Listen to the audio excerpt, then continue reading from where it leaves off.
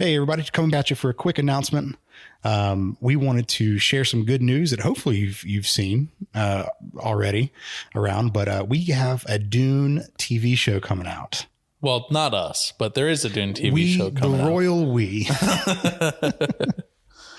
Yes, Dune Prophecy is getting closer. The release date is set for sometime in November, and we are encroaching upon that date. So we are excited to announce that we are going to be extending our coverage to that TV show. Yep. We're not going to be doing it like our regular podcast where we're going minute by minute because we want to maintain some degree of sanity throughout all of this. But we will be doing an episode of the Dune Minute podcast or special episodes of the Dune Minute podcast in conjunction with the episodes coming out each week. Yep. We don't quite know yet what day we're going to be releasing those podcasts, but we will be blasting our socials and everything with more information as they're coming out.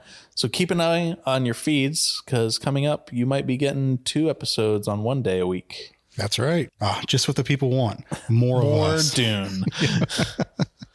All right, cool. We'll see y'all later. Yep. See ya.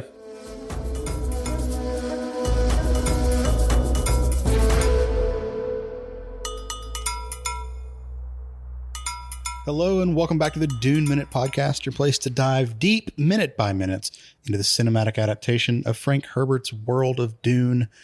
As always, I'm one of your hosts, Zach. And I'm John.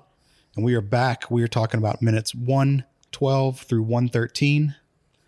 And we finally, I say finally as if it's been looming over us for a long time, but finally are talking about what that big gun is. We get to see it in action. The big laser gun. Yeah. So starting off with this, just right out of the gate, we're picking up in the thick of the action.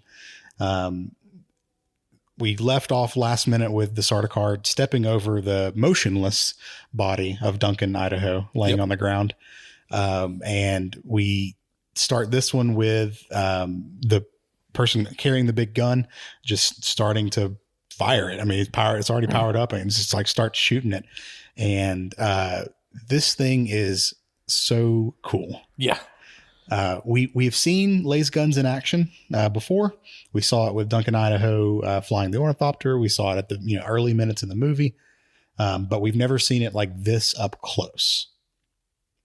And we've also only seen them being shot from like ships in orbit kind of thing. No, we saw the ones at the beginning were handheld too. Yeah, but those were more like a sniper rather than a yeah. I thought and we'll talk a little bit more about the kind of what's going on with Jessica and Paul in them in a second. But I thought the depiction of the beam of this laser gun was super cool. Yeah, just that super thin, so fine. Mm-hmm. It is exactly what you'd see as if you had one of those little handheld laser pointers for classroom or cat toys or whatever. Yeah, I was going to say, I've got several of them here for the cats. Yeah. But like if you were to shine one of those through smoke, or fog or whatever. So any kind of like, thick gas, I guess. It's just that very fine, thin beam. It's the opposite of like a laser that you would find from like a Star Wars blaster or a lightsaber where it's like almost like a fatter. Yeah. I mean, even in the Star Wars, don't they call those like laser bolts almost? Or there's something like that. Something like that, yeah. So yeah, those are like really, really thick boys, thick boy lasers. These are very tiny, very cute. It's almost surgical. Yeah, very cutesy lasers over here. But it might be cutesy. It's not. No. It's not weak. No, it just cuts through that door, that metal door. Just nothing. No effort. Yeah. At all. And it almost fucks up Paul and Jessica. Yeah. And like clips their ankles and shit. Yeah, absolutely. Because we see it like penetrate the door and then cut back to the other Paul and Jessica's side. And we see them just start booking it. Yeah. You jump over the laser and everything to avoid, getting cut and everything. Paul almost gets got as he's going around the corner, like out of this hallway. Like I thought that he got hit. Mm-hmm. Even after watching it a few times, like it looks almost like he gets hit. It's real close. Yeah. And then we just see it completely eviscerate the rock walls as, Paul and Kynes and Jessica are kind of peering around the corner, it eviscerates the rock wall like right in front of Kynes' face and everything. Yeah. I think So it's worth noting that the exit door is across I was about to say that. this circular room. Yep. And this laser is in the way. And it's not like they can just be like, oh, it's low, so we can just jump over. It's moving. Yeah, because the Sardaukar are trying to cut a hole in this door so they can get through. Yep. If you've ever seen Star Wars Phantom Menace, episode 1, this is exactly what Liam Neeson's character Qui-Gon Jinn is doing in the blast door there. Yep. Just cutting a hole in the door. Thanks for stealing another idea, fucking George. Except the only difference is that this version in Dune is significantly less racist. That's true. Significantly less. Also, this is okay. Well, I love shitting on what Star Wars has stolen from Dune. Yes, this is maybe an example of the opposite. Because I'm sure this is not in the book. This is not in the book at all. So this is not stealing from source material. But yeah, very similar scenes from both. So we cut back to the Sardaukar on the other side of the door. And what happens, John? Fucking from the ashes, Duncan Idaho. He's not done. This is I talked about WWE SummerSlam yesterday. Fucking Duncan's not done, baby. That is literally he might have been thrown off the top rope, but that is an entire bullet point. I said he ain't done yet. I ain't hear no bell. So we don't hear sounds from Duncan at this point. Like we're getting dramatic music. No, he gets up silently. Yeah. And even it's out of focus. Like he's out of focus in the shot. But we see him pull the sword out of him. And he doesn't say anything or yell or anything as he's pulling the sword out. He doesn't yell until he's got the sword in his hand. Yeah. And I really wanted to get this for the thumbnail because it's such a good shot of just like the shield is still red around Duncan, and it's red around his head and everything as he's just like yelling, and he cuts down 2 more Sardaukar. Yeah. And just kills the shit out of them. Well, they are like, they're shocked. They actually get surprised. Yeah, they think he's dead. Yeah. And he just uses that moment that they're in shock and like going, what the fuck is happening, to just murk 2 more. Yeah. And knowingly, maybe, I don't know. We don't know what's going on inside Duncan's head, but this moment ends up saving Paul and Jessica and Dr. Kynes because it stops the laser gun. Mm-hmm. On the inside of the door, we see Jessica, Kynes, and Paul see the laser stop, and they immediately just book it across the room. Yeah. There's no hesitation. There's no. Well, there's a little bit. Kynes has to be like, go, go, go kind of thing. But sure, but they're just like, fucking book it. Like we got this is our moment. Unfortunately, we're down to 3-1 situation or 3v1 situation, and Duncan is not doing well. The remaining 3 Sardaukar do cut Duncan Idaho down. Yep. Final score 12-1 Duncan Idaho. That's right. Yeah. Damn. Pour one out for the homie. And the movie does an interesting thing here where it telegraphs that yes, this is it. Yeah. For him. I mean, we get the very traditional trope of falling down, eyes open, no motion from the person. But we also get his shield flickers off at this point. So I thought that was an interesting way of saying he's done. Now he's actually compared to the last time that he fell over where his shield was still active. Yeah. So I don't have any information on shields being tied to the vital signs or whatever. Vitals of whoever's wearing them. But I think it was a good choice by the movie to convey this is it for Duncan. Yeah. But is Or it? is it? But is it? Spoilers. There's thousands more of Duncan. Everyone should read further into this series. This might be the end of this Duncan Idaho, but it is certainly not the end of Duncan Idaho as a character. So that's all. We'll just say Jason Momoa does not have to worry about work. Yeah, no, he's got plenty of work ahead of him if they keep this going. Though recently, so kind of dating ourselves, in terms of when we're recording this, but there was a recent interview that I sent you. I haven't watched it yet, but where Denis Villeneuve was talking about how he doesn't necessarily see Messiah as a trilogy movie because part 1 and part 2 are technically one book, one story. And that he doesn't see himself doing anything beyond Messiah, but he and, Legendary and Warner Brothers kind of are leaving the remaining books open to other directors' interpretations, which I think good. That's sure. That's going to be big shoes to fill. It is. But it does make me wonder, like, okay, if they do adapt live action, do they bring Jason Momoa? Like, is Jason Momoa going to be willing to come back to work and act in a movie for anyone other than Denis Villeneuve? Because like Zendaya had gone ahead and said that she was really only interested in doing Messiah because Denis Villeneuve was directing it. Gotcha. Okay. I don't know. That's going to be interesting. Yeah. I wouldn't want them to recast. I think God Emperor and honestly, like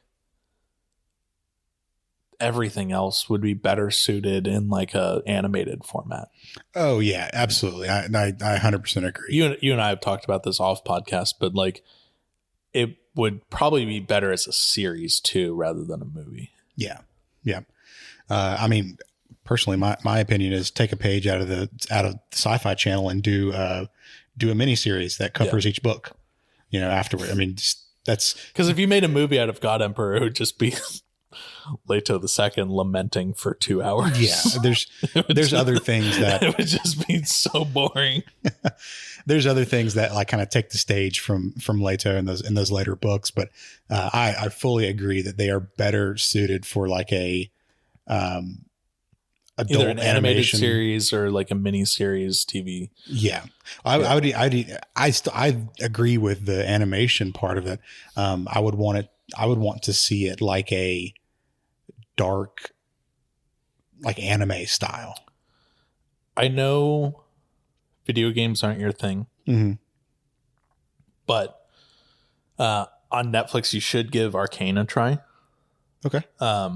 You don't need to know shit about video games. What universe is this in? It's pulled from the League of Legends universe, but it has nothing to do with like there's no story to League, right?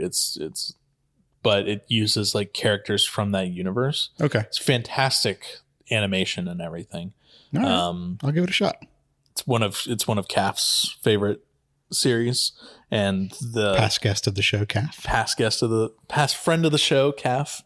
Yeah, no, it's fantastic. But like that animation style is super cool and super unique. Yeah.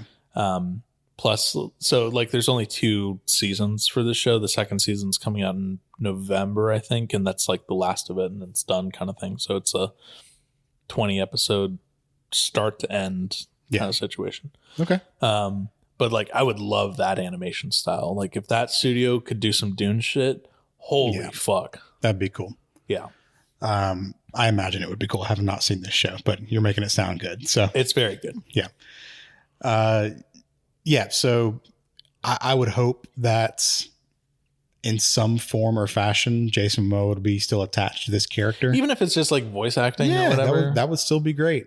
But yeah, for any kind of live action stuff, I mean, I think that it'd come down to is the price right?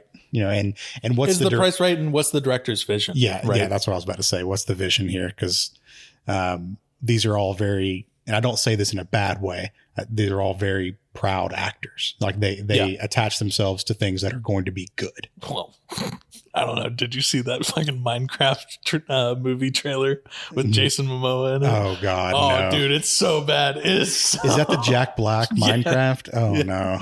It's so bad. Okay. Well, I spoke too soon. It looks so awful. Anyways, all right. Well, back to this movie. Yeah. So Duncan is down, and this Duncan is dead. Yeah. Pour one out. Yeah, pour one out for Duncan number one. We'll see him later. We'll see many of him later. So we cut back to the passageway, and Jessica, Paul, and Kynes are running down this passageway. And it's super cool because they've got those like tunnels of light every 15, 20 feet or whatever.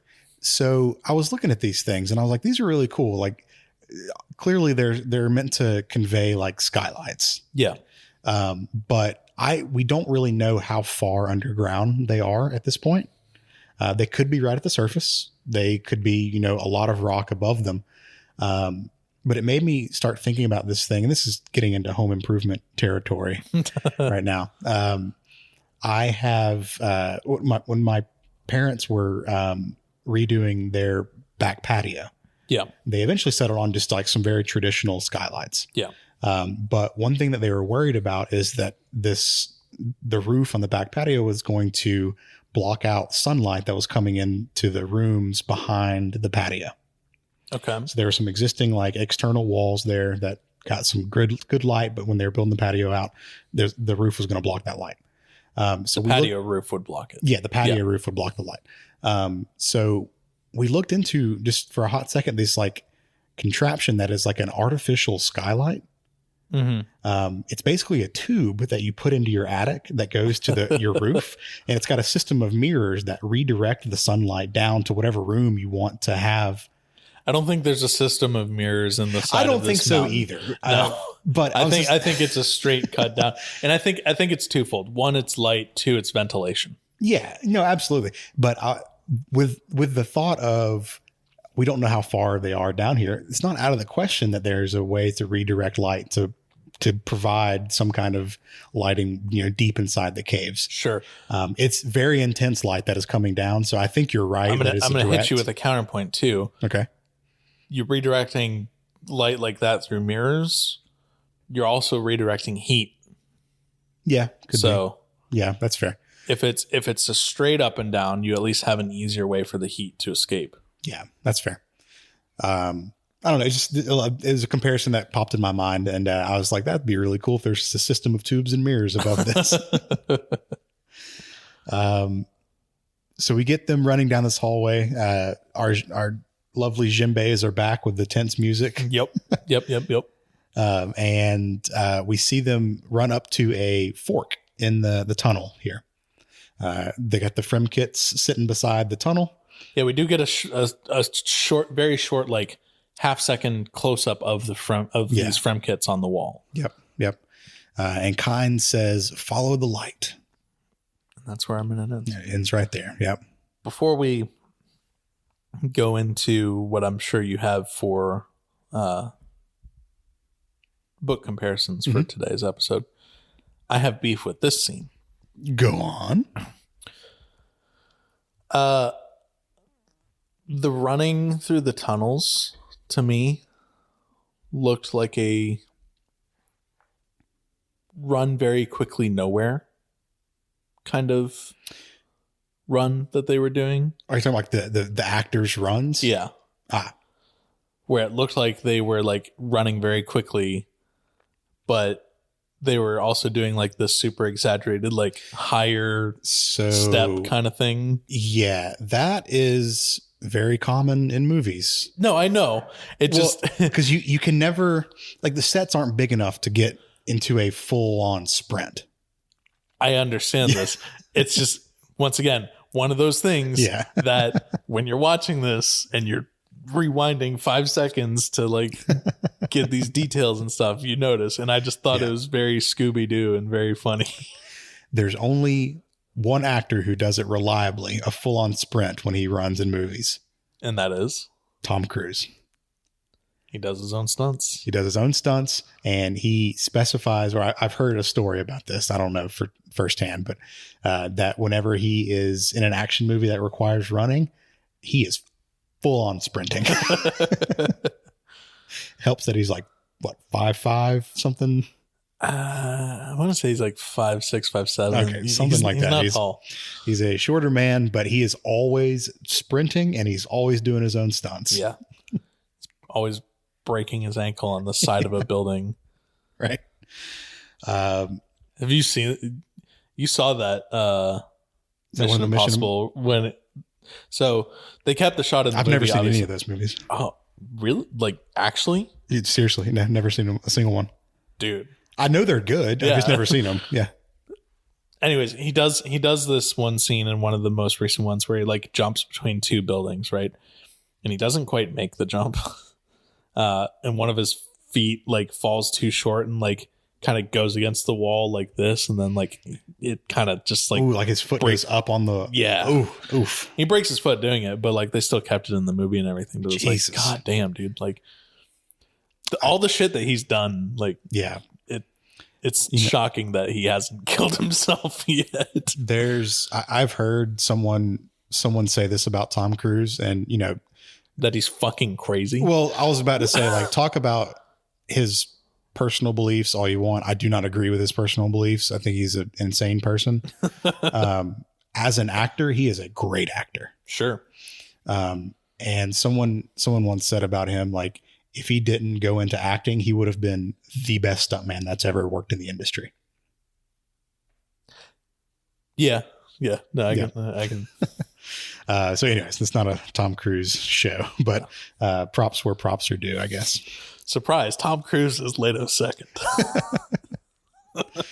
He became a worm for the movie. He actually became a worm. All right. He lived 5,000 years. You want some book notes? Book notes time. All right, cool. So first off, laser gun not used in the books. If we remember from maybe a week or two ago, we were talking about when Duncan and Kynes just picked up Jessica and Paul in the desert as they're heading to the ecological testing station. Yeah. During their nighttime flight. Yeah.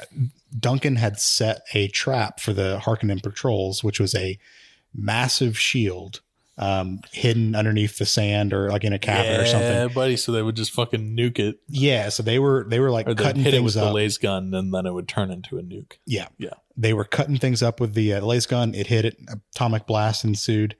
So at this point, the Harkonnens are super wary about using laser guns anymore, which was the goal of the stunt or the trap that Duncan had set. Sure. And they make it a point. Kynes makes it a point to say earlier that the doors that they were shutting behind Duncan would hold against anything short of a laser gun. So at least that's consistent from book to movie. Okay. Yep. But then Paul turns around and says they're not going to be using laser guns anymore. They don't want to risk hitting a shield. So laser gun's not a part of this. So that's like the only discrepancy that I see from the book scene to the movie scene so far.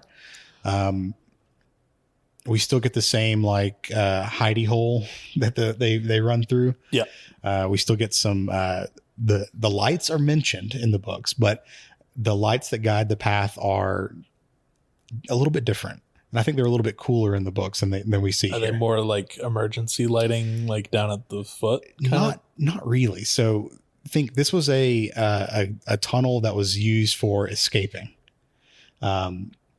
So with the Fremen ingenuity, what they did was they had arrows, or like guiding signs that were on the walls. Yeah.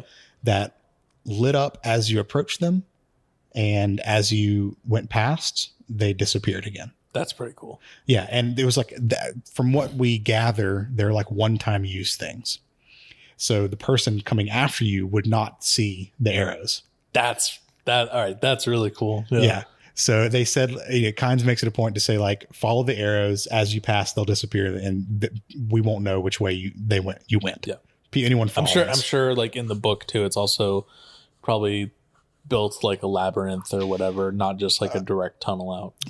At least not at this point we've heard so far or heard as much, but it's, I don't know, it's just a really cool like piece of tech that they explain in the books that would have been really neat to see on screen. Yeah. That would have taken more time to explain than we get right here.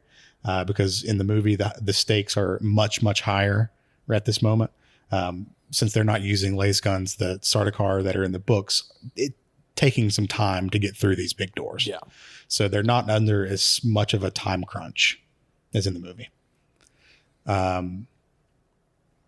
Cool. So that's one thing that I wanted to bring up. The other thing does not come from Dune. This is the passage that I pulled from Children of Dune. Okay. This is coming from Stilgar as one of his reports on what has happened in this attack. So it's like a recollection of the events that we're seeing on screen right now from way later in the timeline. And he's actually speaking to the Landsdraad Commission right here. So he says, and I quote, "The Sardaukar who'd slain him report his prowess." And he's talking about Duncan, Idaho, right, at this point. 19 of their number were dispatched by Idaho before he'd fallen. So we count 12 on screen in the movie. Damn, but Duncan really just went off in the books. Yeah. So the number that we get from the books is 19 Sardaukar before they got Duncan killed, which is crazy. Sheesh. So if there was ever any doubt of Duncan being one of the best fighters in the Imperium, let that doubt slip from your mind. Yeah. This is just confirmation of that. And I don't know, it makes a lot more sense that when Piter brought up the Duncan and Gurney to the Sardaukar on Seleucus Secundus, then that's Seconds also. Yeah, thank you. That's why they kind of acted in such a visceral way, you know, when they heard that name. So I think this is one of the moments where the actions live up to the legend. Sure. Damn, 19v1. Yeah. Pour one out for Duncan. He was a real one. We'll see him later. We'll see you later. All right. Speaking of seeing you later, I think that'll do it for this episode. And we will be back tomorrow. Yeah. As always, you can find us online. We are at the Dune Minute on Instagram, at Dune Minute on Twitter, and you can email duneminute@gmail.com. Don't forget to also rate, comment, and share the episode or the whole show, in fact, with other people. And we'll be back with a Thursday episode for you tomorrow. All right, cool. See you then. See you later.